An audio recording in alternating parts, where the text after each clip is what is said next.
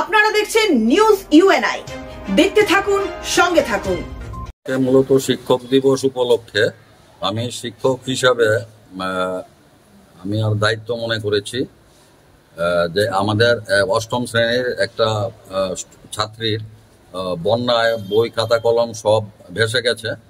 তাই আমি আমার যে সংস্থা আছে ওই সংস্থার তরফ থেকে বিধানসভা উদ্যান মেধাবন্যাসার তরফ থেকে ছাত্রীকে বই খাতা কলম দিয়েছি।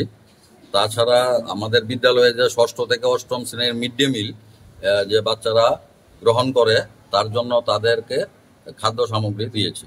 এছাড়া আজকে বাণী বিদ্যাপীঠ বালিকা বিদ্যালয়ের বাগানে আমাদের মাননীয় সহকারী প্রধান শিক্ষিকা একটা বৃক্ষরোপণ করব আমরা।